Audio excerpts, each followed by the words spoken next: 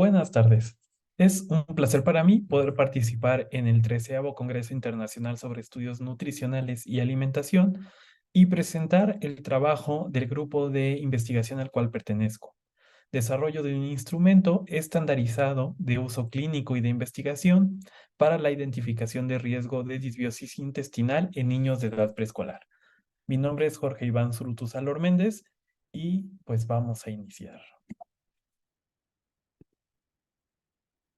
Lo primero que tenemos que definir es que el ser humano tiene una relación muy estrecha con una gran cantidad de bacterias y microorganismos que habitan en las superficies y cavidades que tienen salidas al medio externo. Este conjunto de microorganismos se conocen como microbiota y son fundamentales para la homeostasis del cuerpo humano, pues se interaccionan de forma muy estrecha con diversas relaciones biológicas del cuerpo humano.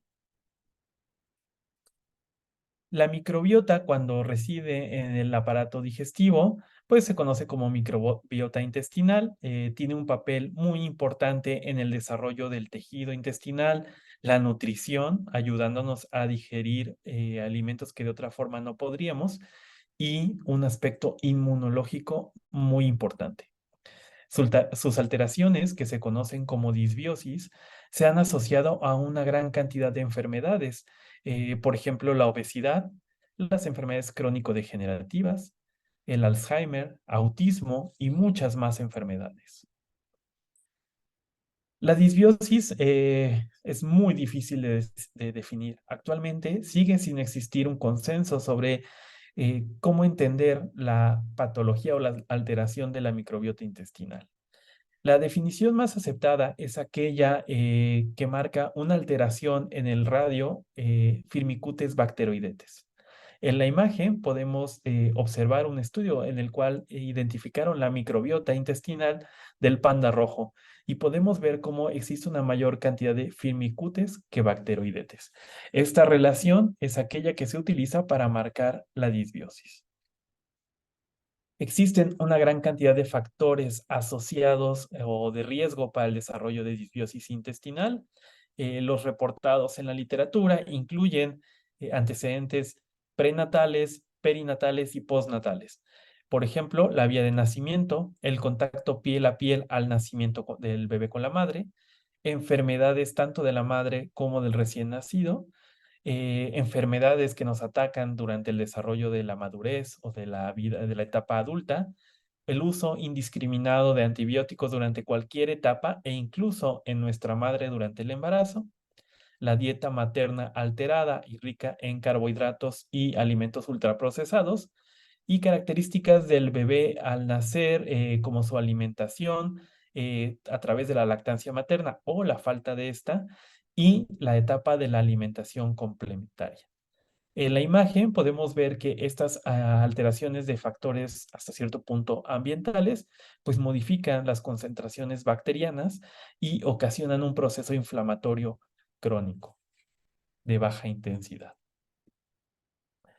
Lo que nosotros hicimos fue desarrollar un instrumento que tratara de identificar a la disbiosis intestinal desde una entrevista clínica, puesto que actualmente el diagnóstico es sumamente difícil, pues la única forma de hacerlo es a través de PCR en tiempo real, de punto final, y pues esto se vuelve sumamente costoso. En la literatura no se ha reportado ningún instrumento de diagnóstico clínico que sirva con este objetivo.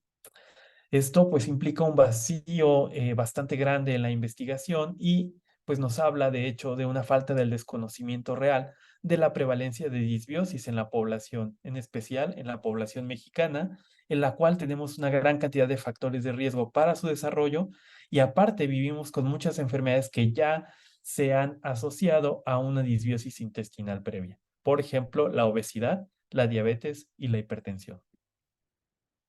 Fueron los objetivos de nuestra investigación? El primero fue desarrollar un instrumento que fuera capaz de identificar la disbiosis intestinal en población preescolar a través de diversos antecedentes del menor, describir la prevalencia de disbiosis intestinal en preescolares, así como sus factores asociados, y caracterizar la microbiota intestinal de los preescolares de acuerdo con diversas características de los mismos. Nuestra metodología fue bastante compleja, lo voy a representar de esta forma. Durante la segunda mitad de 2022 hicimos una revisión profunda de la literatura científica para iniciar la construcción del instrumento. De ahí iniciamos con el proceso de validación a través de una corte abierta en la cual le pedimos a diversos investigadores expertos, por ejemplo, médicos especialistas y subespecialistas del área pediátrica o ginecobstétrica, a personal de salud con enfoque en nutrición clínica o a diversos investigadores del área de microbiología, inmunología y nutrición, que no necesariamente eran personal de salud. También contamos con psicólogos o químicos, pero que estuvieran enterados sobre el tema y tuvieran una formación adecuada sobre alguna de estas tres áreas. Una vez que hicieron su evaluación, ellos calificaron, ahorita lo vamos a ver un poco más adelante, diversos puntos y hicimos algunas modificaciones al instrumento. Posterior a esto, se volvió a enviar a estos investigadores en una segunda ocasión, en la cual ellos calificaron de nuevo el instrumento y evaluaron su efectividad o su pertinencia. Posterior a eso, en los meses de enero a mayo de 2023, hicimos la primera prueba piloto en madres con niños en edad preescolar, en la cual lo que nosotros buscábamos era que las madres entendieran de forma clara el instrumento. Se aplicó en 2 ocasiones con una diferencia de un mes para que las madres, o para que evaluar si las madres entendían el instrumento en 2 momentos diferentes de la misma manera. Posteriormente, nos encontramos en el proceso final ya de la aplicación del instrumento y el análisis de resultados, ya comprobando su efectividad clínica, su sensibilidad, especificidad, valor predictivo positivo y negativo, comparado con una población sometida al gol estándar, que fue la PCR en tiempo real de punto final. El primer punto, la revisión de la literatura, pues en este apartado se construyó un instrumento que en total presentó 42 ítems, el cual abarcaba 3 dominios de factores que ya se han asociado en la literatura a la disbiosis del periodo prenatal, perinatal y postnatal. Una vez construido, se envió a evaluación por un grupo de expertos en donde se evaluó pertinencia, relevancia y la claridad de las preguntas, recordándoles que el instrumento iba dirigido a madres de estos niños, pero lo que buscábamos era identificar la disbiosis en los menores. ¿Quiénes fueron los expertos? Pues el tema común que debían manejar era el área de inmunología, microbiología y nutrición, pero dentro de este rubro de personas que nos ayudaron en la validación, pues hubo médicos con especialidad, por ejemplo, en pediatría y epidemiología, con subespecialidad en neonatología. También hubo personal de salud del área de nutrición o atención preescolar, nutriólogos o enfermeros. También hubo investigadores del área afín a la microbiología, por ejemplo, biólogos y químicos, y también investigadores del área de interés, por ejemplo, salubristas y otros. ¿Qué fue lo que logramos? Una vez que se aplicó el instrumento, se utilizó y lo evaluaron los árbitros, pues ellos evaluaron pertinencia, relevancia y claridad. ¿Eran pertinentes las preguntas con el tema? ¿Eran relevantes para lo que buscábamos? ¿Y eran claras para la población a la cual iban dirigidas? Y pudimos obtener ya en la segunda parte de la evaluación una calificación de 95.5 en el área de pertinencia. Con respecto a la relevancia fue de 95.3 y finalmente la claridad, una calificación de 94.1. Esto es importante porque pues los árbitros en este apartado marcaron como muy adecuado el instrumento y acorde a la población a la cual iba dirigido. La siguiente parte fue la aplicación de la prueba piloto, la cual se aplicó en 2 ocasiones a las mismas mujeres con una separación de un mes. Se aplicó a 23 madres con hijos en edad preescolar, seleccionados al azar de escuelas de educación preescolar de la ciudad de Jalapa, Veracruz. El objetivo principal de esta parte es que las madres entendieran de la misma forma la pregunta en dos ocasiones distintas con esta variación temporal de un mes, con lo cual se comprobaría que las preguntas eran claras y la madre entendía lo mismo en dos momentos diferentes del tiempo. Esta aplicación sirvió para evaluar la reproducibilidad y fiabilidad del instrumento utilizando pruebas estadísticas, en este caso el coeficiente de correlación intraclase. ¿Qué fue lo que encontramos? Una vez que se aplicaron los instrumentos en dos ocasiones diferentes, utilizamos el coeficiente de correlación intraclase para evaluar las preguntas. Las preguntas que tuvieron un coeficiente mayor a 0.7 o de por lo menos 0.7 no se modificaron, pues esto se considera excelente en el aspecto de la validación, mientras que aquellas que tuvieron un valor de 0.4 a 0.69 sí requirieron corrección y las de menos de 0.4, una evaluación profunda para y determinar si requerían corrección o realmente deberíamos eliminarlas del instrumento por su dificultad de aplicación.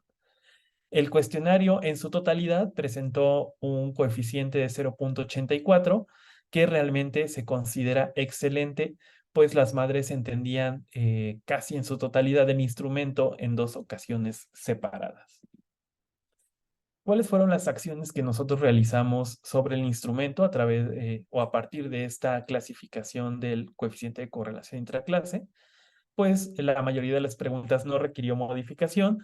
Algunas se modificaron en el aspecto de la sintaxis de la pregunta. Otras eran preguntas abiertas y con las respuestas que se obtuvieron en la primera etapa de la validación, se construyeron categorías y esto facilita mucho a las madres la respuesta. Además, evita el sesgo de memoria y da opciones a las madres para que ellas tengan una idea de qué se les está preguntando. Existió una pregunta, la cual, aunque tuvo un coeficiente de correlación intraclase bajo, no requirió modificación, pues esta pregunta era sensible al tiempo.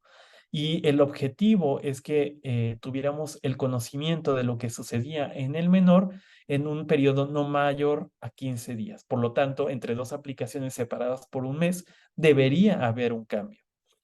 La evaluación final no requirió la eliminación de ninguna pregunta, pero sí algunos cambios, como les he mencionado.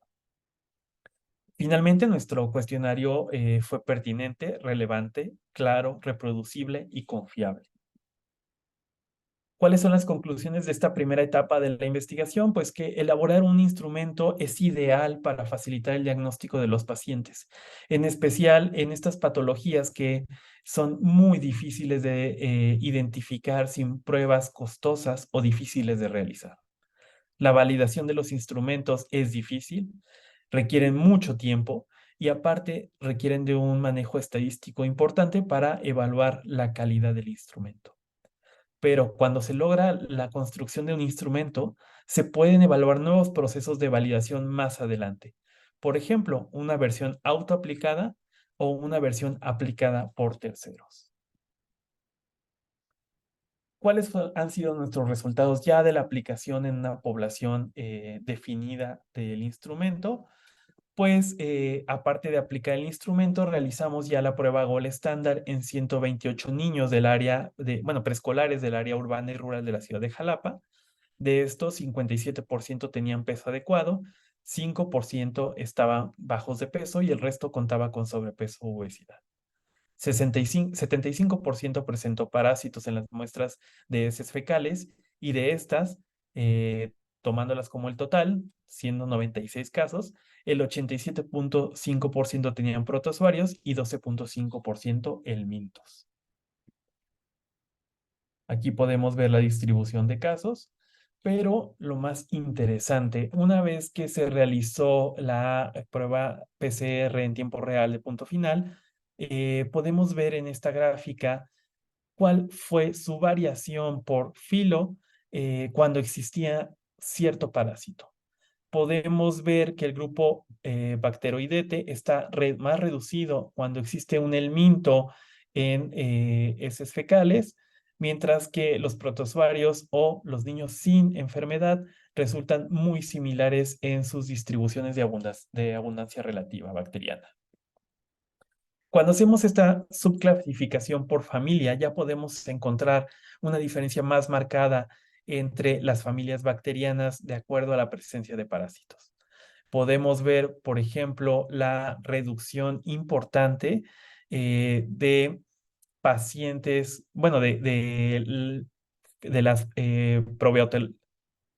Prebotelácea, la familia Prebotelácea, en la cual los protozoarios la reducen de forma importante, mientras que cuando existen helmintos, la familia de Rumicococos se incrementa de forma importante. Estas variaciones son estadísticamente significativas, las alteraciones que pueden presentarse en la abundancia relativa bacteriana cuando existen diversos parásitos. Aquí podemos ver esta misma clasificación, pero por índice de masa corporal. Podemos ver que existen diferencias, en especial en esta división de bacteroidetes y firmicutes, que está mucho más marcada en pacientes delgados, donde existe un mayor número de bacteroidetes contra firmicutes, mientras que en el sobrepeso y obesidad es un poco menos marcada la diferencia con respecto a aquellos normopesos. Sin embargo, esta existe y pues es relevante.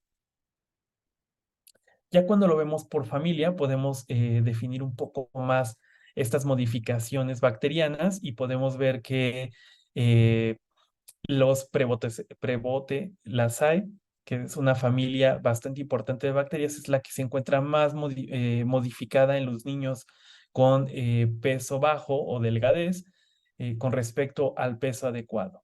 Mientras que los lacnospiráceos son aquellos que se modifican más en niños con sobrepeso u obesidad y podemos ver alguna alteración importante también en los ruminococos. Y bueno, muchísimas gracias por su atención. Quedan pendientes para una siguiente revisión ya los cálculos de sensibilidad, especificidad y valores predictivos del instrumento. Actualmente estamos esperando más resultados del gol estándar para poder llevar a cabo la validación.